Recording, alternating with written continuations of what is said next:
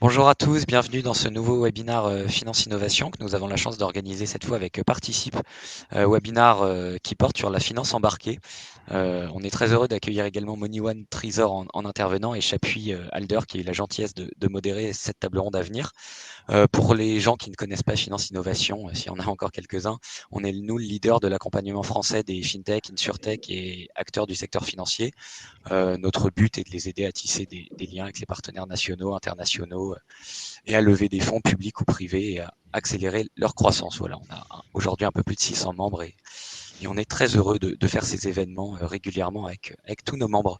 Voilà, merci à tous. Vous avez un chat qui est à votre disposition. Il y aura une petite session Q&A à la fin, donc n'hésitez pas à poser vos questions et à les diriger vers un intervenant précis si vous avez un intervenant en tête.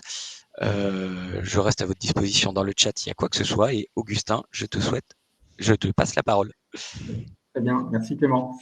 Peut-être une petite présentation courte de chacun des intervenants aujourd'hui, rapidement, avant d'engager sur les différentes thématiques couvertes aujourd'hui. Donc, nous avons la chance d'avoir Steve Fogg, CEO de Participe. Steve est diplômé de l'École nationale des ponts et chaussées. Il est ingénieur financier. Il a travaillé au sein d'HSBC et de la Société Générale avant d'embrasser l'aventure entrepreneuriale en 2013 en cofondant Participe.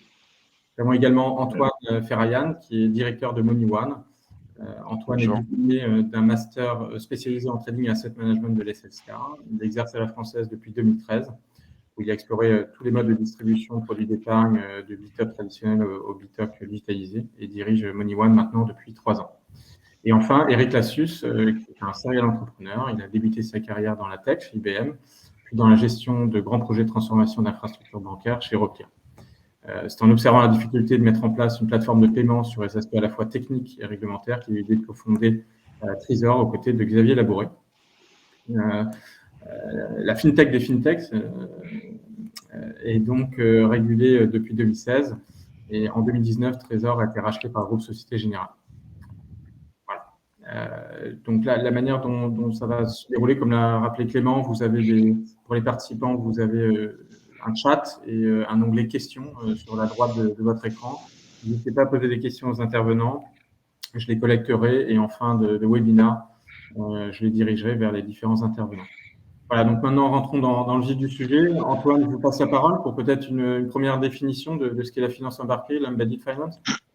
Avec plaisir, Augustin. Merci à toutes et à tous. Et bonjour à toutes et à tous. Merci d'être connectés ce matin. Alors effectivement, finance embarquée, large sujet.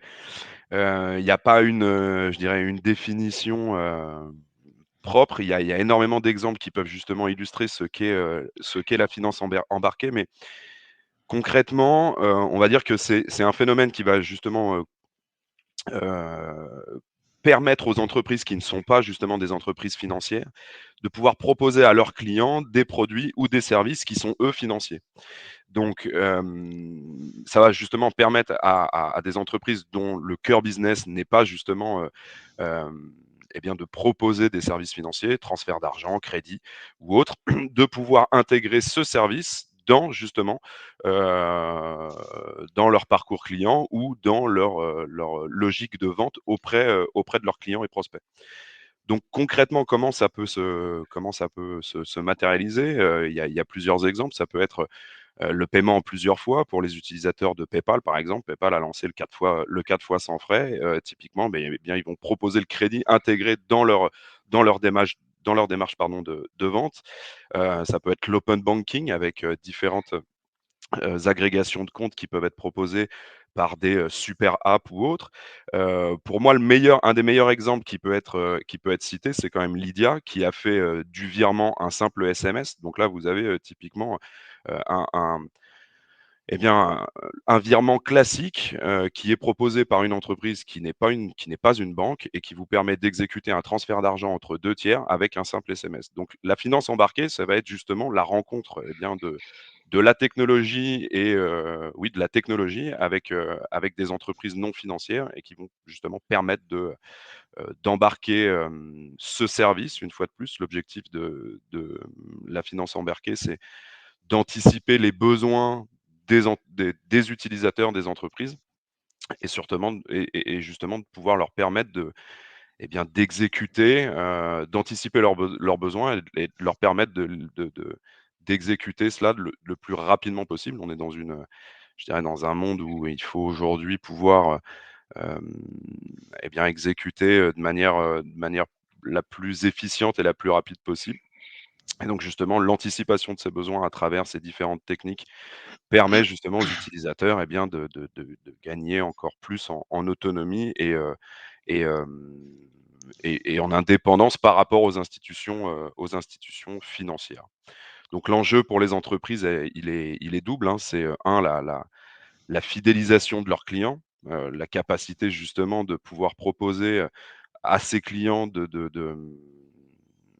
d'agréger leurs comptes ou de pouvoir, pardon, de pouvoir, leur faciliter la vie au quotidien. Donc ça, c'est une vraie source de fidélisation pour les entreprises et puis une source également de revenus puisque, ces services qui étaient encore, peu connus, par les entreprises, leur permettent justement de générer d'autres sources de revenus, en proposant ce type de service-là.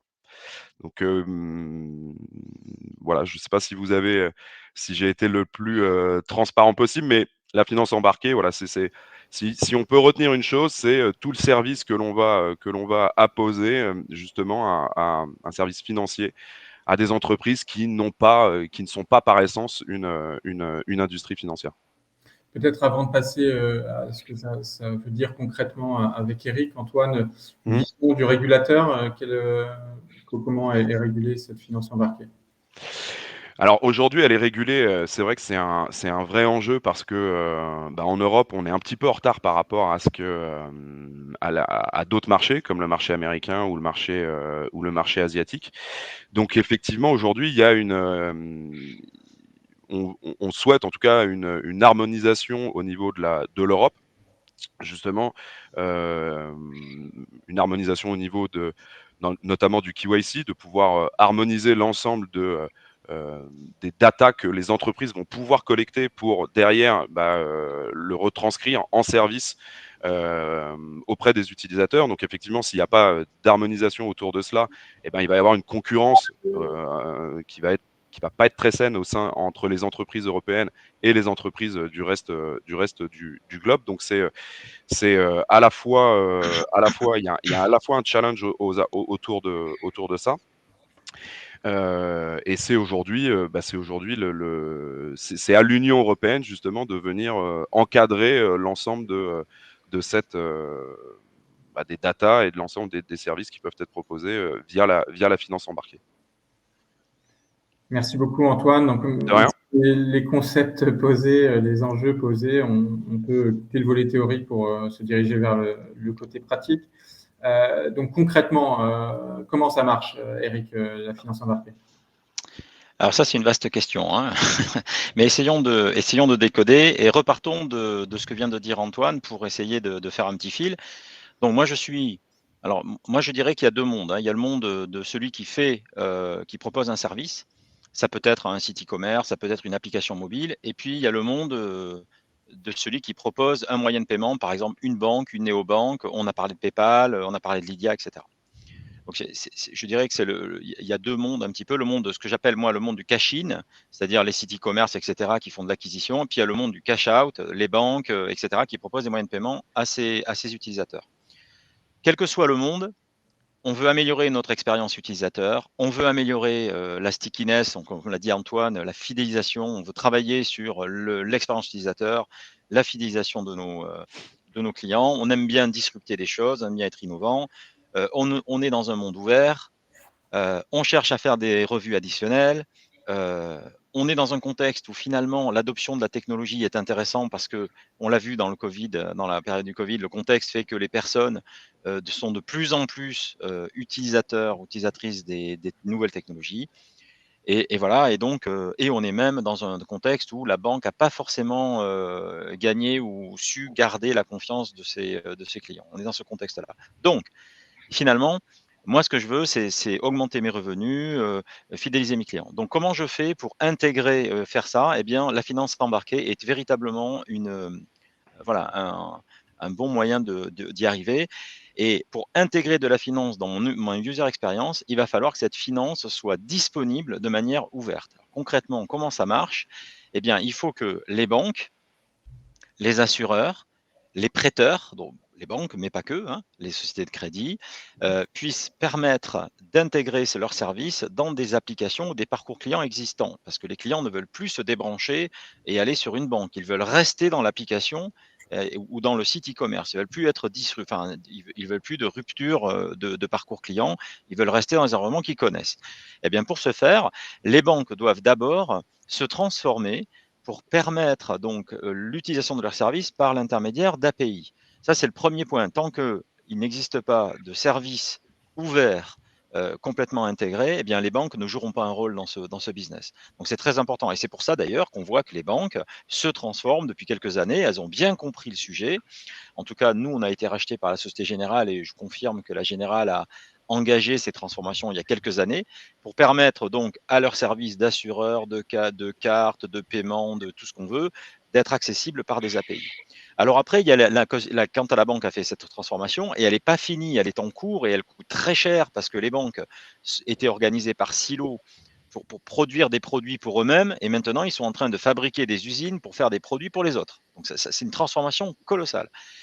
Maintenant, elle avance. Maintenant qu'on a dit ça, comment je distribue ces nouveaux services? Alors, soit je vais vers des plateformes, donc on va proposer à des Amazon, à d'autres plateformes, à des Google, à des Facebook, je sais pas, hein, on peut en citer plein, nos services et on va faire des partenariats stratégiques avec ces plateformes. Alors là, les banques, c'est pareil, elles s'interrogent sur est-ce qu'on n'est pas en train de pactiser avec le diable, hein, quelque part.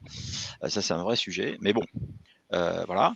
Après, il y a les plateformes telles que Trésor, donc les Bank as a Service platform. Là, on parlait de Lydia, c'est très intéressant parce que nous, en France, on a toutes ces grosses fintechs qui sont connectées à Trésor. Et effectivement, elles utilisent les API de Trésor qui sont ce que moi j'appelle une one-stop shop. C'est-à-dire chez Trésor, on a APIisé tous les services de paiement, tous les services d'ouverture de compte, etc. Et on s'est connecté à des banques derrière pour les assurances, les crédits, etc. Et effectivement, en se connectant à Trésor, on est devenu une espèce de canal de distribution pour les banques et un canal de facilitation, enfin un facilitateur pour les fintechs pour intégrer de la finance. Voilà, ça marche un petit peu comme ça. Après, les banques, comme je disais, elles sont en train de se transformer. Demain, les banques pourront aussi directement aller faire des contrats avec des gros corporates, des gros retailers, etc., pour aller directement s'intégrer dans les parcours de ces gros acteurs. Et je pense par exemple aux gros marchands, aux grosses marketplaces, etc., qui vont pouvoir intégrer dans leur parcours directement en se connectant avec des banques. Donc voilà un petit peu comment ça marche. Alors ce qui est intéressant dans la finance embarquée, c'est que ça demande. Alors la finance embarquée bénéficie, comme on l'a dit, d'une régulation malgré tout naissante en Europe, mais qui propose des choses dans l'open banking. Merci l'open banking, mais il ne marche pas encore complètement bien. Hein, on pourrait en reparler, c'est un vaste débat. Mais on a une notion de real time, c'est-à-dire que les choses doivent se faire maintenant, dans le parcours client. Donc à partir du moment où c'est rendez-vous dans 2 jours, c'est mort. Hein, c'est vraiment, on est dans le temps réel. Et du coup, ça demande quand même des transformations de modèles économiques et de risques et de gestion du risque, puisqu'on est obligé de donner une réponse tout de suite, maintenant, à l'utilisateur. Sinon, on perd le bénéfice. Donc ça, c'est très important de le comprendre aussi. Donc la donnée et les capacités de l'open banking va permettre aussi d'améliorer l'expérience utilisateur et l'adhésion à cette finance embarquée. Et là, on a des vrais problèmes de parcours client et d'expérience utilisateur où si à chaque fois qu'on veut faire un truc, il faut s'authentifier, se machine, etc. et complexifier les trucs, il y a une vraie complexité hein, sur l'expérience utilisateur, mais c'est très important de le comprendre. Hein, c'est que tous ces enjeux-là et toutes ces complexités techniques font que bon, on est au travail, mais je pense la finance embarquée a un bel avenir parce qu'elle va contribuer à optimiser la valeur des expériences utilisateurs et des services. Elle va amener des revenus additionnels. Mais je pense qu'on a encore beaucoup de travail pour faciliter et améliorer les parcours utilisateurs. Merci Eric. Alors vous parliez d'un bel avenir et en même temps de beaucoup de travail. On voit que le mouvement de la finance intégrée se développe à un rythme vraiment extraordinaire. De nouveaux produits et services basés sur la finance sont lancés chaque jour. les consommateurs et les entreprises voient la différence dans la façon dont ils mènent leurs finances et ils ont la main. Cette explosion est en partie due à la croissance extraordinaire du nombre de nouveaux entrants dans l'écosystème de la finance embarquée. La scène des startups fintech est désormais dominée par les entreprises qui utilisent justement ces pratiques financières de finance embarquée pour aider les marques à résoudre leurs problèmes qu'elles ont avec leurs clients ou leur pousser de nouvelles offres. Plusieurs facteurs expliquent cet engouement face à ce tournant irréversible dans le monde de la finance. Et donc, peut-être, Steve, vous voulez bien nous parler un petit peu des facilitateurs de ce qui fait que cette finance embarquée peut se développer non seulement fortement, mais également rapidement.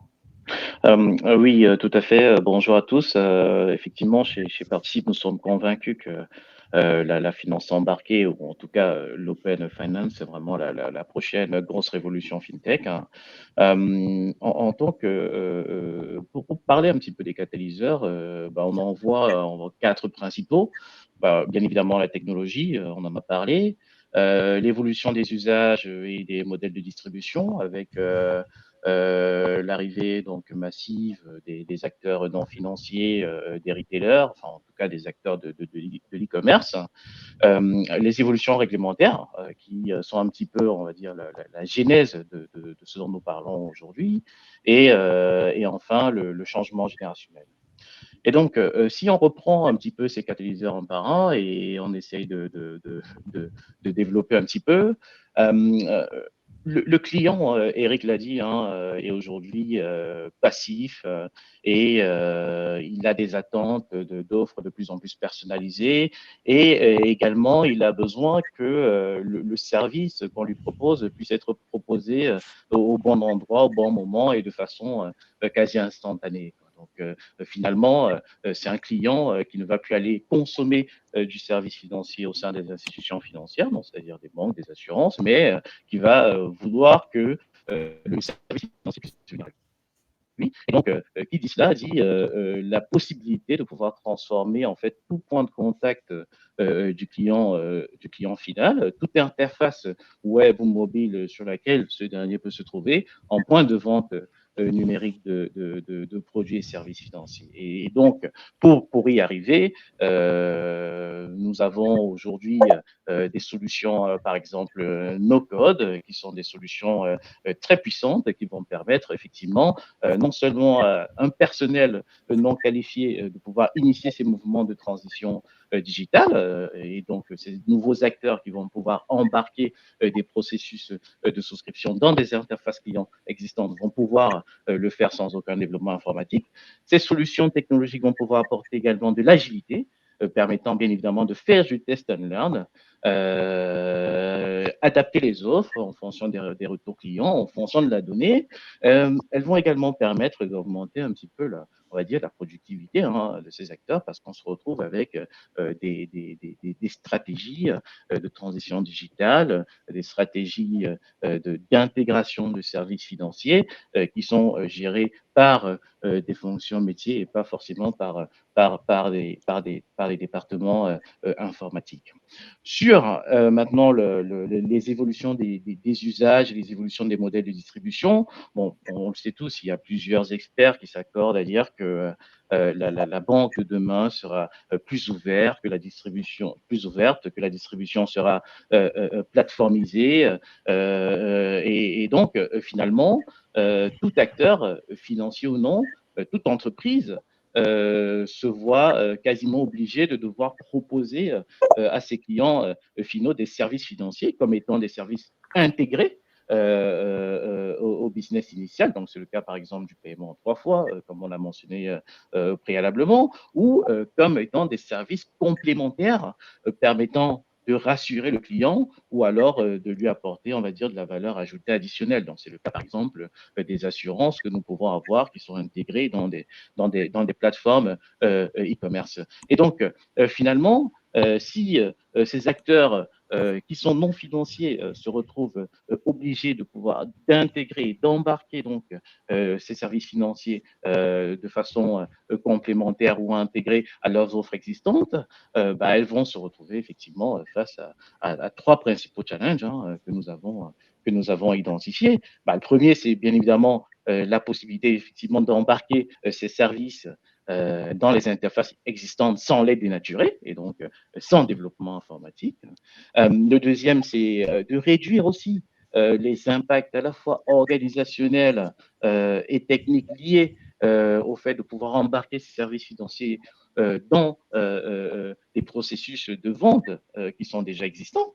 Parce qu'il s'agit bien évidemment d'activités complémentaires et pas d'activités principales. Et enfin, de limiter les investissements qui sont liés justement au fait de pouvoir proposer en tant qu'entreprise non financière des services financiers dans des logiques de retour sur investissement, dans des logiques de satisfaction du client, dans des logiques de réassurance du client pour augmenter les taux d'acquisition. Et finalement, lorsqu'on regarde un petit peu ces challenges chez Participe, nous pensons que les solutions un petit peu no-code comme ça sont vraiment permettent vraiment d'accélérer ces mouvements de transition vers des stratégies de finance embarquées. Et c'est la raison pour laquelle chez Participe, par exemple, nous avons créé la solution Parti-Plug aujourd'hui, qui est une solution un petit peu no-code de distribution en ligne de produits bancaires, d'assurance et d'investissement. Et en fait, pourquoi c'est no-code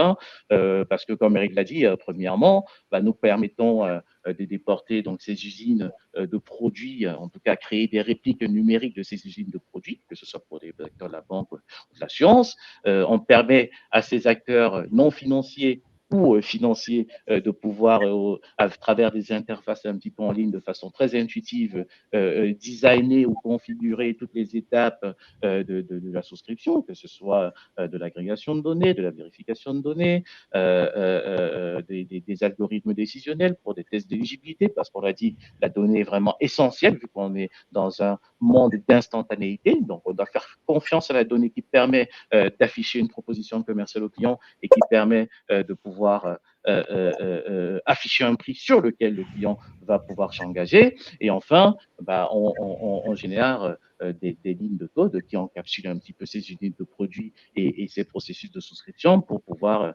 faire via un simple copier-coller d'une interface web ou mobile un point de vente numérique de produits et services financiers. Donc ça, c'est vraiment des catalyseurs, en tout cas technologiques, qui permettent d'accompagner ce mouvement de finance embarquée. Maintenant, pour terminer sur les deux derniers points, donc à savoir le point réglementaire et le changement générationnel, nous savons tous que la finance embarquée, c'est un petit peu dans la continuité de la directive des services de paiement, qui a dans un premier lieu permis en tout cas aux banques d'ouvrir leur système d'information pour pouvoir partager de la donnée client, mais celles-ci se sont très vite rendues compte que il fallait pouvoir s'appuyer sur cette ouverture pour pouvoir générer du business additionnel. Et donc, il y a eu un petit peu une extension de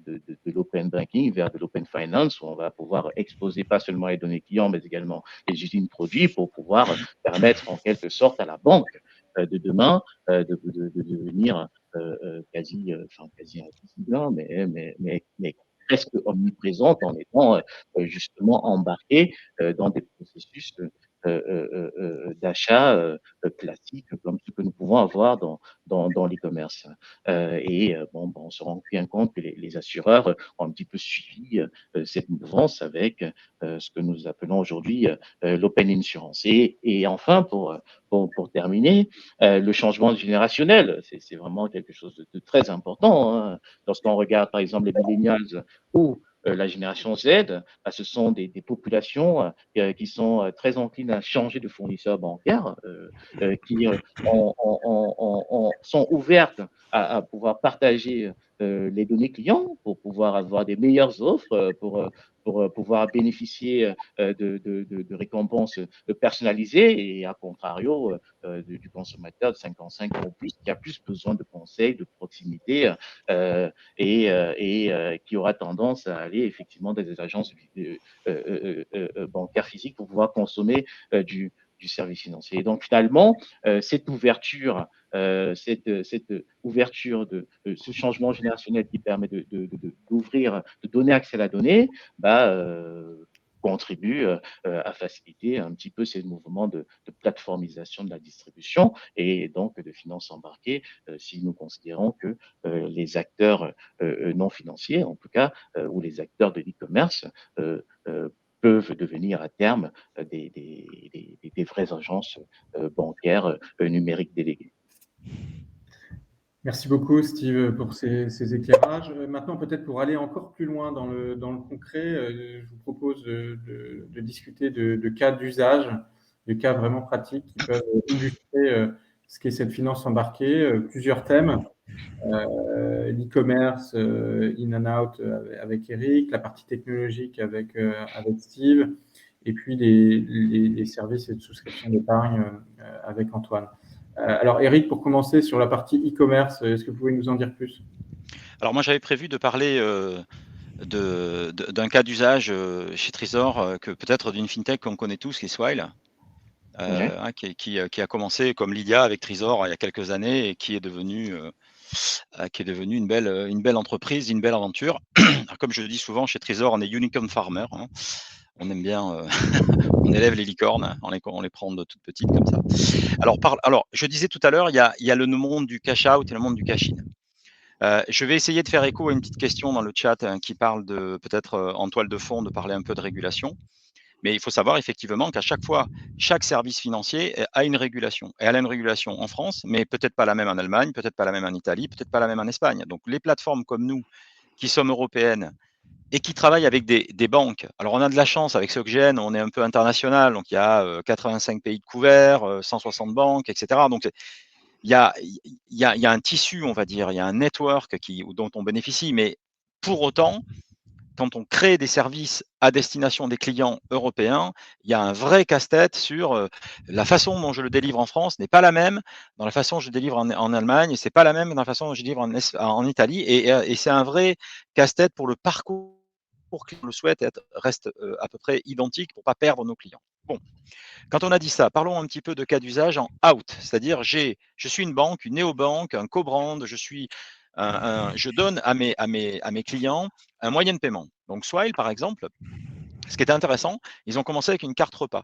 vous voyez, et une carte ticket resto, quoi, en fait. Et puis, petit à petit, cette carte, elle a embarqué des nouveaux services, des services et qui sont réglementairement parlant, qui n'ont rien à voir. C'est-à-dire la législation pour le ticket repas, c'est très précis, hein, très très précis en France, très précis en Italie, en Espagne et dans d'autres pays. Pour autant, on a rajouté des services de carte cadeau. Et puis on a rajouté, alors attention, dans les cartes cadeaux, vous avez différents trucs. Il y a le cadeau A, le cadeau B, le voyage, etc. Donc c'est pas la même chose. Et puis après, vous rajoutez des services de mobilité. Là aussi, on change de registre réglementaire, etc., etc. Et après, on rajoute de la monnaie électronique. Alors là, on vient dans l'individuel, c'est-à-dire que là, on n'est plus dans l'entreprise, on est vraiment dans le client final et on s'adresse plus à l'entreprise qui propose des cartes ticket resto pour ses employés. On offre à l'employé, client final, des services. Donc là, on met en wallet de monnaie électronique et on y va. Et on rajoute des services comme ça. Ça veut dire qu'avec un simple moyen de paiement et la technologie, on est capable, nous, chez Trésor, de savoir qu'est-ce que fait et quel est le registre réglementaire à appliquer pour la transaction qu'on vient de voir passer. Et ça permet à des clients tels que Swile, mais pas que, parce qu'il y en a d'autres, de proposer des services vraiment à multifacettes et d'intégrer des services additionnels et donc de la finance de manière complètement transparente pour l'utilisateur, et la technologie, la régulation fait le reste. Alors, on voit bien que là, on est vraiment dans un cas très complexe, en fait, parce que l'utilisateur, lui, paye, et le système, il fait le reste. Il comprend que c'est un cadeau, ou il comprend que c'est un repas, ou il comprend que c'est de la monnaie électronique, il comprend que c'est d'individuel, il comprend que c'est financé ou pas, etc. Il comprend tout. Vous voyez? Donc ça, c'est un cas d'usage qui est très intéressant, parce que la réglementation de chacun des services doit être prise en compte. Donc au niveau contractuel, je ne vous raconte pas casse-tête. Je vais vous dire, les juristes, là, ils se sont bien arrachés les cheveux, hein. Et en plus, là, on va déployer ça dans plusieurs pays. Donc là, c'est pareil, hein. Donc là, on revoit tous les sujets dans chaque pays. Et ça, c'est un très beau cas d'usage.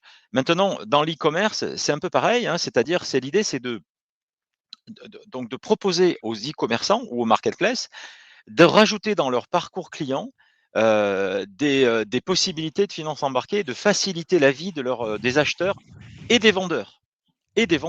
C'est-à-dire que, par exemple, si je prends l'acheteur, alors on en a un peu parlé déjà, hein, mais moi, dans mon checkout, à un moment donné, au lieu de payer tout simplement avec ma carte, alors déjà, entre parenthèses, si je pouvais éviter de rentrer, de passer 40 minutes à mettre mon nom, mon machin, mon prénom, la couleur, etc., bon, ça serait pas mal. Je ferme la parenthèse, parce que si on règle pas ce problème, on va régaler Apple, hein, qui va se régaler avec des parcours très simples. Ça coûtait très cher, mais au moins, ça sera facile.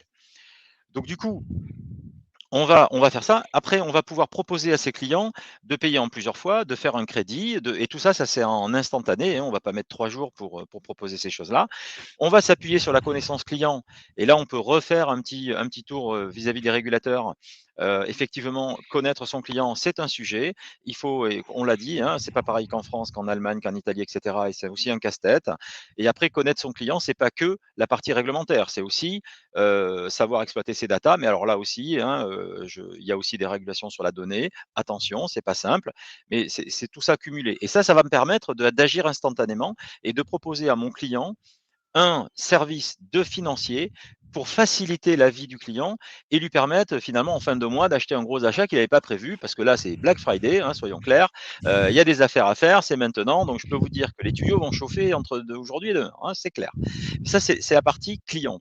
Mais maintenant vendeur, moi qui suis boutique en ligne, ça m'intéresse aussi d'être financé parce que je suis à flux tendu, j'ai des problèmes de trésorerie et moi ce qui m'intéresse c'est que quand je vends quelque chose, que mon client me l'achète, que ça passe par mes PSP et que mon PSP il me fournit l'argent 15 jours après, moi j'ai 15 jours de trésorerie quoi, en manque.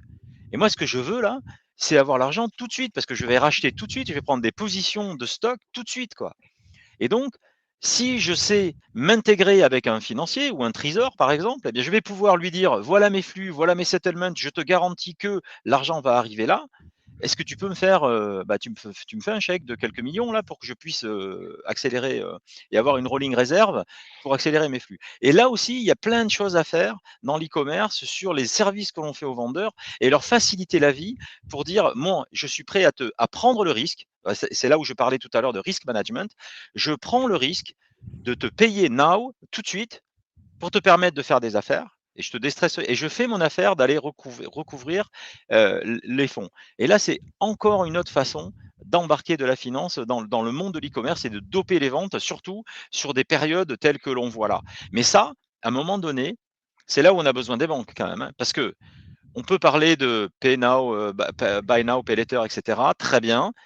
Mais là, par exemple, si on applique ça, non pas aux pneus de voiture, mais aux pneus d'avion, je laisse imaginer, le checkout, c'est pas quelques centaines d'euros, hein, c'est plutôt quelques ça peut être des millions en fait. Et donc c'est là où c'est intéressant, c'est que il y a le commerce tel qu'on le voit nous, mais il y a aussi le gros corporate, etc. Il y a beaucoup de choses à faire. Et là on parle quand même de gros moyens financiers à poser avec des notions de risk management. Et là les banques, elles amènent quand même, pour pas que tout ça s'écroule et que ça parte un peu en vrille, elles amènent quand même une expérience sur la gestion du risque qui n'est pas inintéressante. En tout cas, nous, avec Trésor, on travaille vraiment avec la SocGen pour définir des parcours de scoring. Qu'est-ce que ça veut dire en fonction du pays, en fonction de la culture, en fonction des usages, en fonction des moyens de paiement préférés. Enfin, tout ça, c'est très compliqué. Mais on essaye de construire des arbres décisionnels, en tout cas de management du risque, pour permettre au mieux finalement de faciliter cette industrie et de faciliter ces business pour les clients, pour les vendeurs, pour les services providers, comme on parlait de PayPal tout à l'heure, on pourrait parler de Revolut, on pourrait parler des acteurs comme ça, comme Swile, Lydia, on a parlé de Lydia, on travaille beaucoup avec eux aussi sur ces sujets, et leur permettre donc de faciliter la vie des utilisateurs. Plus les utilisateurs consomment du financier, plus les banques seront contentes à la fin de la journée, pour autant qu'elles aient fait la transformation leur permettant de jouer un rôle majeur dans ces activités-là. Et à la fin de la journée, on aura besoin de gros financeurs. Et c'est là où on a une vraie, et c'est ce que je porte moi depuis très longtemps, c'est cette collaboration entre la fintech et la banque, parce qu'à un moment donné, on a besoin d'un banquier dans l'équation. Et ça c'est super important. Et on va créer des modèles très fluides pour faire du volume, en construisant des nouveaux canaux de distribution finalement de ces services financiers. Merci beaucoup, Eric. C'est passionnant. Abordons là peut-être la partie technologique avec Steve. Steve, quelques cas d'usage. Oui, tout à fait, hein. Donc, bon, comme l'a dit, la banque de demain, en tout cas l'institution financière de demain, elle va être invisible, omniprésente. Et donc, qui dit omniprésente, va dit une banque complètement embarquée. Et donc, avec l'open banking, bon, et maintenant l'open finance, c'est plutôt l'ensemble, on va dire, des services financiers quelle que soit leur typologie, qui vont devoir être vraiment associés au moment de vie du client final pour pouvoir maximiser l'acquisition, sa fidélisation, sa satisfaction. Et donc, si on essaie d'illustrer cela par des exemples, on peut en trouver à la fois dans le domaine de l'assurance, dans le domaine du crédit ou du prêt à la consommation, mais également dans le domaine bancaire avec des ouvertures de compte. Alors, dans le domaine de l'assurance, les cas d'usage reviennent principalement à intégrer en fait des produits d'assurance dans des produits ou services déjà existants afin de proposer une sorte d'expérience assurantielle au client final complètement transparente. Et donc, finalement, on va se retrouver à protéger automatiquement l'utilisateur et son bien. Hein, lorsque, par exemple, il va utiliser une trottinette électrique à libre service, ou alors lorsque il va réaliser un achat sur des plateformes d'e-commerce. Et finalement, l'assurance embarquée devient en soi une sorte d'élément pour pouvoir créer de la confiance et donc pour pouvoir faire du client final, enfin un client satisfait, un client fidèle et également sert aussi comme argument de vente à la plateforme d'e-commerce. Le deuxième cas d'usage dans le cas de l'assurance, hein, c'est le cas des marketplaces, quelles qu'elles soient, qui vont devoir pouvoir intégrer par exemple des produits d'assurance affinitaire qui vont être accessibles au moment de valider en fait son panier d'achat sur la plateforme. Et cela aura pour principal bénéfice de pouvoir, comme je disais, hein, créer de la réassurance pour le client final, mais également permettre à la plateforme de générer du revenu complémentaire, d'augmenter le panier moyen du client final sans toutefois gérer, on va dire, la relation avec le client, car il s'agit d'entreprises non financières. Dans le cas du crédit et du prêt à la consommation, nous avons des cas d'usage très très intéressants hein, de finances embarquées. On peut prendre par exemple l'exemple d'un site de vente de voitures et donc vous pouvez vous retrouver sur ce site de vente de voitures et vous pouvez être à même lorsque vous voyez votre véhicule, un véhicule qui vous plaît, de pouvoir avoir une réponse en moins de 10 minutes sur le financement de ce véhicule et ensuite pouvoir avoir une réponse en moins de 5 minutes sur la possibilité d'assurer ce même véhicule. Et donc là, on revient sur les concepts présentés Paris en préambule sur l'instantanéité de la consommation d'un service financier qui est embarqué sur un point de contact du client final. On a les mêmes cas lorsque vous souhaitez réaliser par exemple un achat immobilier et que vous vous rendez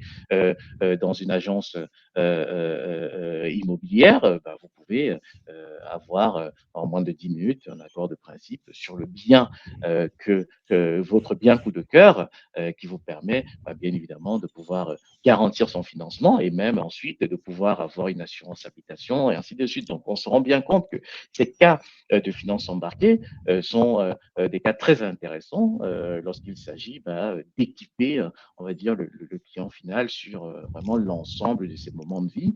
Et également, ce sont des cas très intéressants car ils permettent d'associer plusieurs services financiers entre eux et d'associer également la consommation de services financiers avec des services non financiers. J'ai participé par exemple c'est un exemple qui me vient à l'esprit. On a travaillé avec Nexity sur des cagnottes immobilières, par exemple, embarquées, qui vont permettre de faciliter l'octroi de financement dans le cadre d'un premier achat. donc pour des primo-accédants.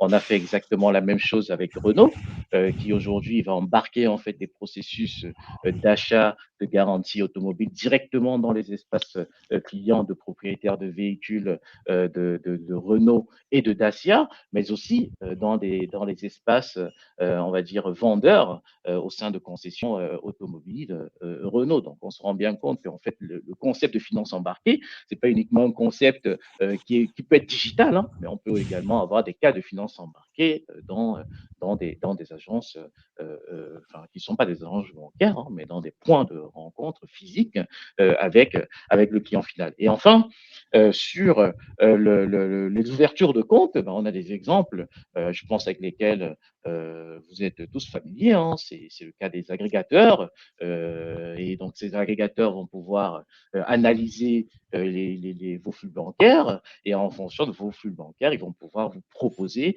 des réductions en vous proposant, par exemple, de changer de banque, en vous proposant, par exemple, de renégocier votre crédit immobilier pour bénéficier d'offres plus avantageuses et donc pour, in fine, avoir une meilleure gestion de votre trésorerie personnelle.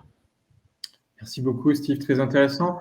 Antoine, est-ce que vous pouvez nous apporter quelques éclairages sur des cas d'usage liés à l'épargne? On parle de finance. Donc, Ouais, volontiers, volontiers. Alors c'est vrai que nous, on est, in fine, on est un petit peu à la fin, au bout de l'entonnoir, hein, entre Trésor et Participe, et on va justement en tant que site e-commerce, parce que MoneyOne, on est un site de distribution d'épargne grand public. Donc, on va venir justement utiliser les différentes techniques que peuvent nous proposer des structures comme Participe ou Trésor pour arriver justement à fluidifier au mieux et à je dirais, embarquer le plus grand nombre dans cette distribution. Alors, surtout quand on parle d'épargne, on parlait tout à l'heure de réglementation. On ne fait pas ce qu'on veut. C'est hyper compliqué de pouvoir.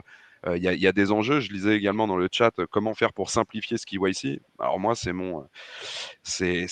vraiment mon cheval de bataille tous les jours. Arriver, surtout quand on s'adresse au grand public et qu'on parle d'épargne. Déjà, avec ça, on peut se dire qu'on a déjà un peu perdu tout le monde. Donc, l'objectif va être d'arriver à être le plus pédagogue et d'utiliser le maximum d'outils qui nous permettent justement d'arriver à simplifier toute l'expérience que peuvent avoir les clients. Nous, on a commencé en 2016 avec juste la digitalisation d'un parcours de souscription. Et aujourd'hui, bientôt en 2022, bientôt 6 ans après, si on veut être à la page et si on veut continuer dans le développement et dans la simplification de ce parcours de souscription pour nos clients, il y a énormément de choses à embarquer. Et c'est effectivement l'ensemble des services que l'on va pouvoir venir rajouter dans l'expérience client vont nous permettre cette fidélisation, etc. et tout ce dont on vient de parler. Donc, il y a plusieurs exemples, que ce soit chez nous ou ailleurs d'ailleurs, mais dans le monde de l'épargne aujourd'hui, il faut déjà arriver à fluidifier l'accès et à fluidifier l'acte d'achat. Moi, je rêve d'une chose, hein, c'est de pouvoir faire de l'épargne un bien de consommation comme n'importe quel autre bien. Pourquoi on parlait de carte cadeau tout à l'heure? Pourquoi aujourd'hui on ne peut pas offrir une carte cadeau avec 50 € pour la naissance de son enfant ou de son petit enfant? Eh bien, il y a des freins, il y a énormément de choses à arriver à soulever pour arriver à faire ça. Et donc, l'objectif pour nous, distributeurs grand public, c'est d'arriver justement à faire de cette épargne un bien de consommation, et en tout cas un acte d'achat qui se rapporte à un bien de consommation. Donc, je pourrais jamais acheter une assurance vie ou acheter de la SCPI comme je viens acheter des baskets sur Amazon.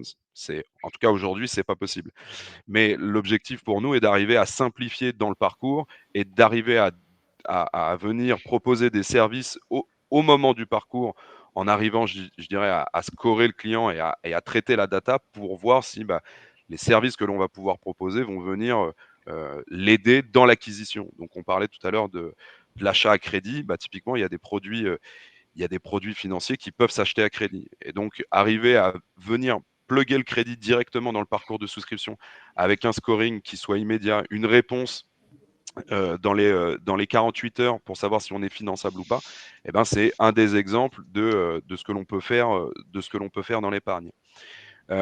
Ensuite, l'épargne, elle peut s'acheter soit à travers un site web, soit à travers une application mobile.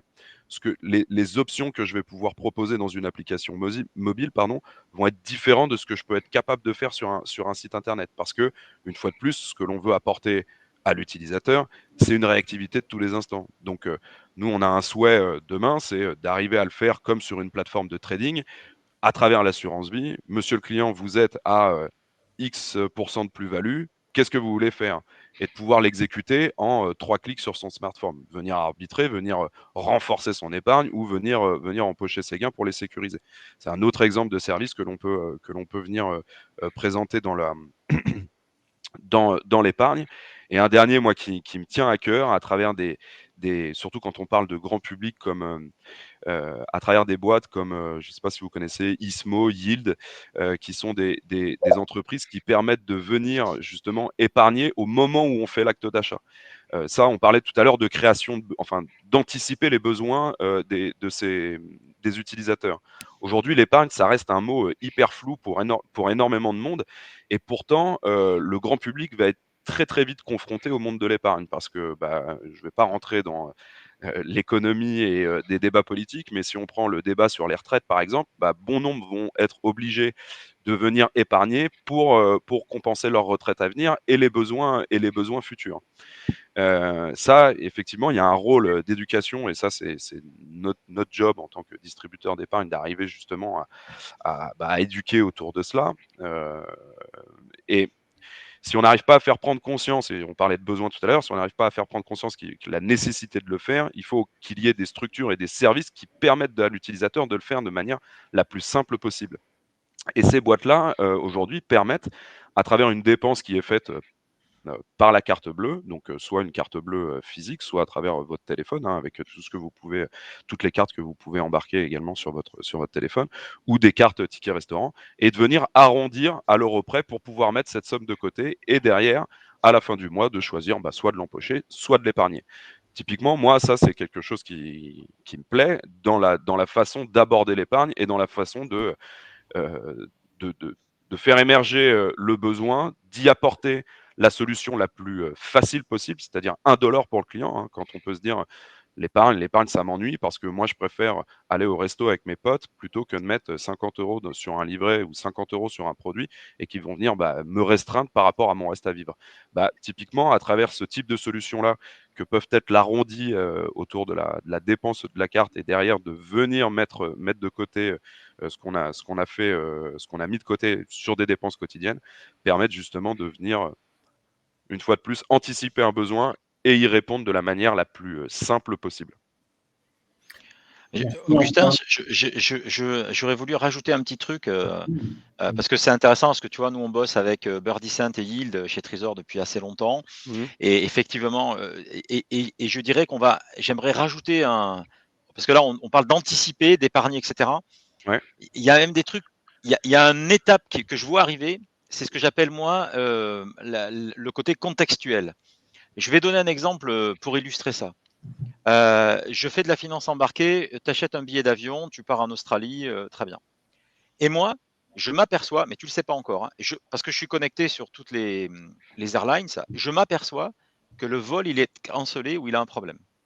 Il est cancellé, il y a un problème, je ne sais pas où, et donc, il va falloir changer d'avion, c'est clair. Tu vas pas partir à la bonne heure. Je le sais, je l'anticipe, je fais une action qui fait que je dis à mon client, voilà, donc tu es à l'aéroport, donc tu ne vas pas partir à 11 h, tu vas partir à 16 h, donc tu vas passer 5 heures à l'aéroport. J'ai déjà changé le billet, j'ai déjà ouvert la porte d'un salon VIP parce que j'ai prévu ça dans l'assurance, et donc je t'invite à aller Hall 6, machin. Là, il y a une hôtesse d'accueil qui t'attend pour un repas, un machin, etc., pour que tu perdes pas, enfin que tu sois content quand même. Voilà. Donc c'est ce que j'appelle moi la réaction contextuelle, c'est-à-dire je vais récupérer une data extérieure au système et je vais appliquer une stratégie derrière. Ça, on y est, quoi. On y est. Alors ça, c'est une illustration par rapport aux avions, mais on peut imaginer que sur l'épargne, sur un certain nombre d'éléments, on soit capable assez rapidement d'agir, mais alors carrément en anticipation, contextuel. Et voilà. Et ça, ce sont des exemples très intéressants. Et là, on imagine un peu les propositions de services aux utilisateurs canons qui pourront être possibles. Merci beaucoup, Eric.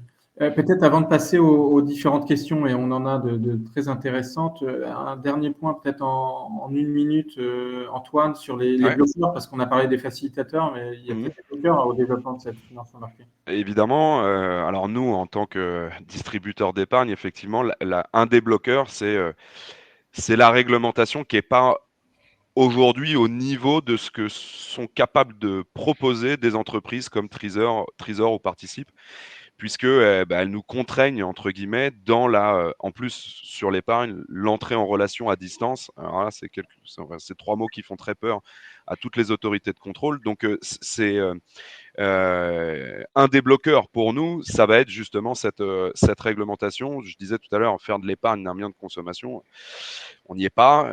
Et c'est ce qui... alors, une fois de plus, hein, je veux dire, de la réglementation, je ne sais pas s'il y a des gens de l'AMF dans l'auditoire, mais elle vise à protéger l'épargnant. Donc, et on est parfaitement en phase avec ça. Par contre, je lisais dans le chat comment arriver à simplifier le KYC et éviter que ce KYC nous prenne 40 minutes.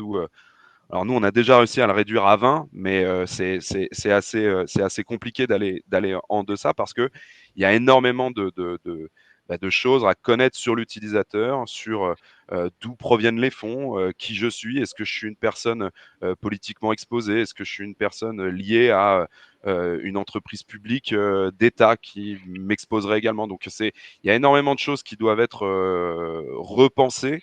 Il y a des boîtes également qui nous accompagnent pour gamifier un petit peu ce KYC, notamment pour le faire via mobile, parce que souscrire un contrat d'assurance vie ou une SCPI sur un téléphone mobile, si on doit se faire 40 minutes par question, 40 minutes sur un KYC, c'est assez compliqué. Donc, arriver à le gamifier pour justement le rendre le plus simple, ludique possible.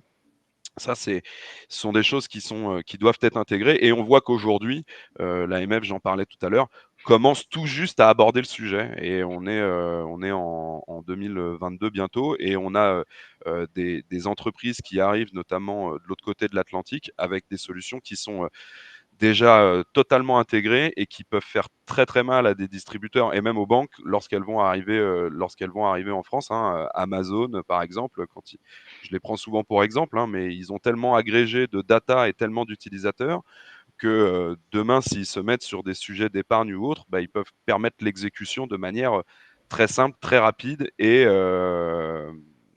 voilà, en arrivant justement à contrer toute cette réglementation que nous, qui est assez pesante de notre côté. Super. Merci beaucoup. Je vous propose dans les 5 dernières minutes de passer aux questions. D'ailleurs, en lien, Antoine, avec cette simplification du parcours d'onboarding des clients avec le KYC et puis le rendre agréable. Des réponses ont été apportées sur le chat. Je ne sais pas si l'ensemble des participants ont pu en prendre connaissance, mais quelque chose de très intéressant, les solutions de la Poste sur l'identité numérique pour faciliter donc le KYC, et semble-t-il, c'est reconnu avec l'intégration dans le code monétaire et financier depuis le mois d'avril. Ça, c'est très bien. D'autres solutions de KYC en vidéo avec un streaming live pour accélérer, faciliter, renforcer également ces contrôles KYC. Donc ça, c'est très intéressant. On a d'autres questions. Une autre... Alors, je ne sais pas d'ailleurs si vous voulez en dire un mot, Antoine, Eric, Steve, sur le KYC, sinon on peut passer aux autres questions. Nous, c'est ce qu'on appelle l'instant KYC chez Trésor. Et alors, effectivement, comme c'est galère par pays, parce que c'est pas la même chose par pays, on est obligé de se taper un setup par pays. Mais en gros, l'idée, c'est on fait une liveness. Derrière, il y a des systèmes avec de l'intelligence artificielle qui font qu'en 2 minutes, on fait un instant onboarding et tout à fait fiable. Et on permet comme ça des entrées en relation de manière très très rapide. Après, quand on a fait ça, on ne connaît pas complètement notre client. Hein. Il y a une étape d'après qui va peut-être, ça ne suffit pas pour faire une analyse de risque sur une finance et un octroi de finance. Mais effectivement, oui, nous, chez Trust, ce qu'on appelle l'instant KYC, quoi, et déjà c'est une étape qui, grâce à la liveness par exemple, et c'est vrai que le régulateur est enfin a ouvert certaines portes il y a 2 ans, mais franchement, quand on avait été le voir il y a 4 ans sur ces sujets-là en France, on s'était fait ramasser, quoi. Et en Allemagne, c'est encore différent. Je veux dire, il faut passer par des acteurs parce qu'ils imposent un chat, etc. Alors c'est en train de se tasser tout ça, mais voilà, c'est vrai qu'il y a une vraie asymétrie entre les exigences de certains pays qui rendent difficile ce côté instant KYC. Et du coup, ça évite à des personnes, à des services européens d'avoir le même parcours client en fonction de l'endroit où on se trouve. Et c'est une casse-tête, quoi. C'est un casse-tête. Ça m'a convaincu. Je vais créer mon identité numérique sur le site de la fin de ce webinaire.